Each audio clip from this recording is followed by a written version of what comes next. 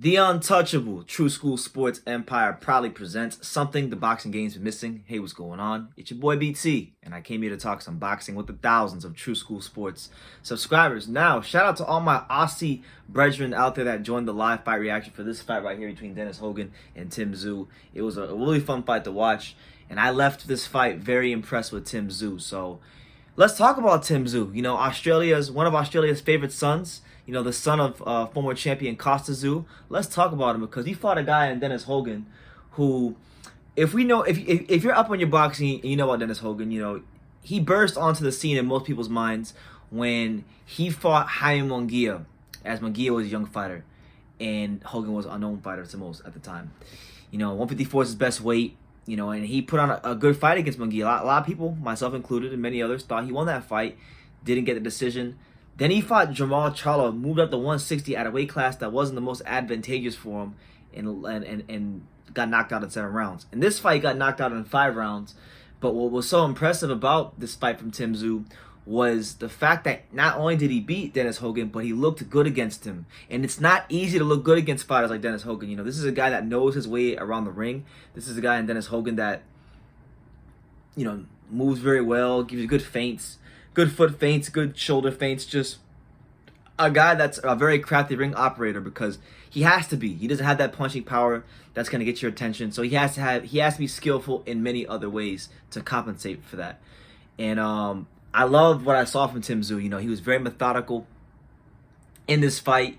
You know, he lost the first 2 rounds clearly to me, but I think it was by design because he wanted to see what Dennis Hogan was bringing to the table. And you saw him in the 3rd round start to break the jab out. You saw him walk forward. You saw him place them shots to the body and liver. And from round 3 on, he dominated the fight, and it was an easy fight for him. So for me, I walked away very impressed with Tszyu. I look at Tszyu as the kind of fighter that could give a lot of fighters some problems in this weight class at 154.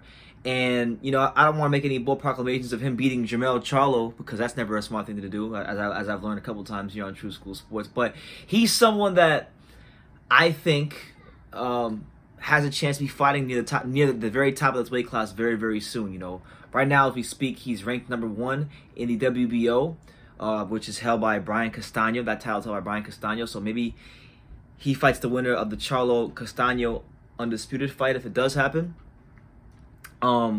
Castano and Tszyu will be a good fight, you know, but I think Tszyu's gonna need a little bit more seasoning. He's gonna need time to get the parts of his skill set right to be ready for those guys like Castano and Charlo. But you can see that he's got everything you need. He's got the fundamentals. He's got the body shots. He's patient. He's poised. He knows how to follow a game plan.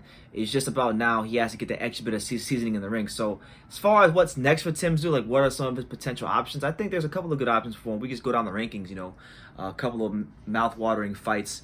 I think for me, the most mouth-watering and interesting matchup that's realistic that could be made is I would like to see Tszyu versus Brandon Adams. Yes, that Brandon Adams, the Brandon Adams that just knocked out the previously undefeated prospect Sergey Boachuk. You know, he was losing that fight. He looked down and out, but Brandon Adams showed great consistency. He showed great heart, determination, and explosiveness that when the moment came, it didn't pass him by, and he knocked out Boachuk, and that was a great win for him in his career. And we've seen Adams in the past with guys like, you know, Jermall Charlo at 160. And Charlo didn't look as good. So Brandon Adams is a very, very quality fighter. I think a fight between him and Tszyu would just be fireworks. It would be explosive, and it would really test the durability of Tszyu, and just a lot of things about Tszyu. How does Tszyu respond to a puncher? How does Tszyu respond to a fighter equally as explosive as him, or, you know, a fighter that's athletic like a Brandon Adams? I think it's a hell of a fight. You know, you got. I mean, I was just talking about this fight with my boy Mark from Unrivaled Boxing Talking News. Go subscribe to him. Great channel, great guy.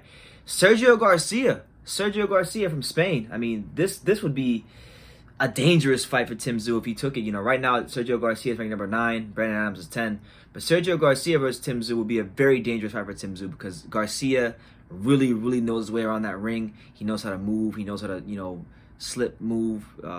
Defensively, pretty good fighter. He comes from that Sergio Martinez kind of school of fighting. So he's a dangerous fighter coming out that southpaw stance. And I think Tszyu's patience and his ability to not just wait for openings, but create the openings, will be tested in that fight. You know, you got guys like Jack Kolke, who has been in a lot of wars, a very, very tough, high-level gatekeeper, fought Demetrius Andrade to a split decision many years ago, gave Derevyanchenko a great fight, which some people thought he won.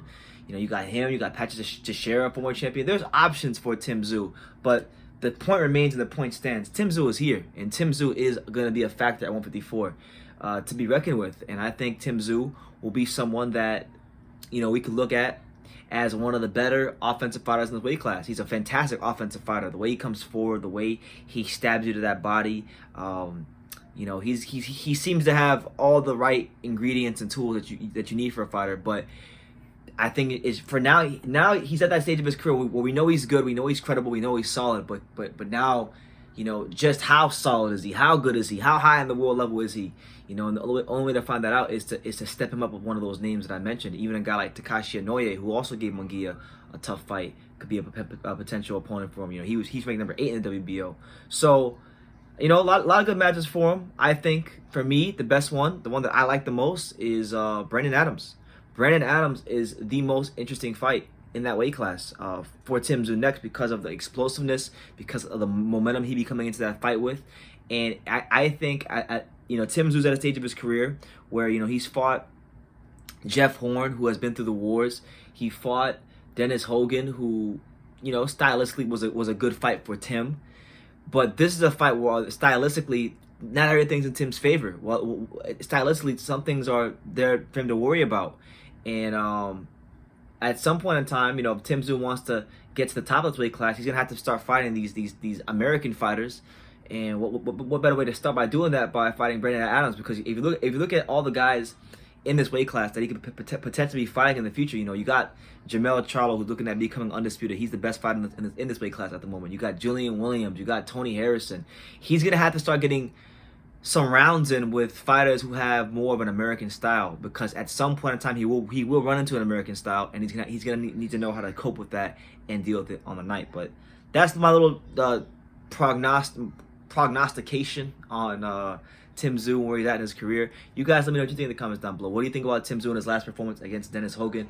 And who would you like to see him fight next? Who are the people out there want to see fight Tim Tszyu next? Let me know in the comment section down below. Make sure you smash that like button like I say in every single one of these videos. You can love me or you can hate me, but I'm just giving Daniel. So until next time, take care, guys.